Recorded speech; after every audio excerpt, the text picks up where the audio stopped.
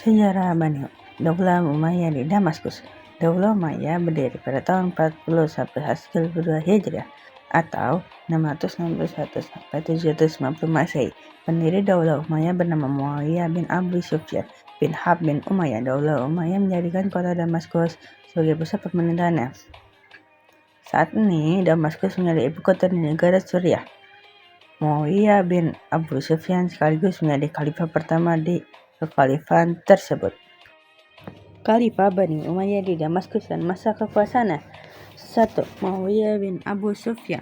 Tahun Hijriahnya 41 sampai 60, tahun Masehinya 691 sampai 680. 2. Yazid bin Muawiyah bin Abu Sufyan. Tahun Hijriah 60 sampai 40, tahun Masehinya 680 sampai 683. 3. Muawiyah bin Yazid. Tahun Hijriahnya 64 sampai 64, tahun Masehinya 683 sampai 684. 4. Marwan bin Hakam. Tahun Hijriahnya 64 sampai 65, tahun Masehinya 684 sampai 685. 5. Abdul al-Malik bin Marwan. Tahun Hijriahnya 65 sampai 86, tahun Masehinya 685 sampai 705. 6. Al-Walid bin Abdul Malik. Tahun Hijriahnya 68 sampai 96, tahun Masehi 705 sampai 715. 7. Sulaiman bin Abdul Malik. Tahun Hijriahnya 96 sampai 99, tahun Masehinya 719 sampai 717. 8. Umar bin Abdul Aziz. Tahun Hijriah 99 sampai 101, tahun Masehinya 717 sampai 720. 9. Yazid bin Abdul Malik. Tahun Hijriah 101 sampai 105, tahun Masehinya 720 sampai 724. 10. Hisam bin Abdul Malik. Tahun Hijriahnya 105 sampai 125, tahun Masehinya 724 sampai 743. 11. Al-Walid bin Yazid. Tahun Hijriahnya 125 sampai 126, tahun Masehi 743 sampai 744. 12. Ibrahim bin Al-Walid. Tahun Hijriahnya 126 sampai 107, tahun Masehinya 744 sampai 744. 13. Marwan bin Muhammad.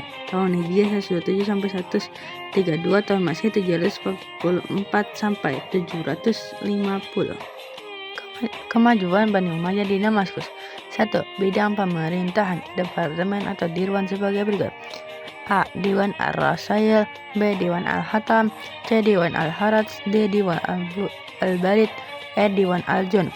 2. Bidang hukum dilaksanakan oleh A. Al-Qadha. B. Al-Hisbah. C. Al-Mazalim. 3. Bidang sosial. 4. Bidang ekonomi.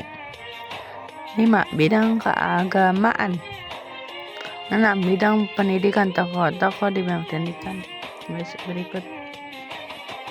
A. Khalid sebagai penerjemah buku asing. B. Abdullah bin Abbas dan Atta bin Rabah di bidang fikih. C. Zaid bin Sabit, sahabat Rasulullah yang untuk menulis wahyu. D. Hasan al-Basri dan Abdullah bin Mas'ud dan juga Amir bin Asyari Syarahi Asyabi di bidang hadis. E.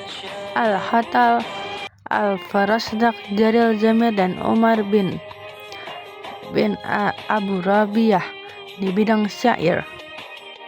Manfaat yang kita bisa teladani dari Daulah Bani Umayyah di Damaskus adalah mempelajari sejarah Bani Umayyah. Kita dapat mengetahui sejarah ilmu pengetahuan yang ada pada masa Daulah Bani Umayyah. Kita juga dapat menambah wawasan mengenai sejarah Islam pada masa kepemimpinan Umayyad, dan juga kita dapat meniru atau meneladani bagaimana tokoh-tokoh pada masa itu.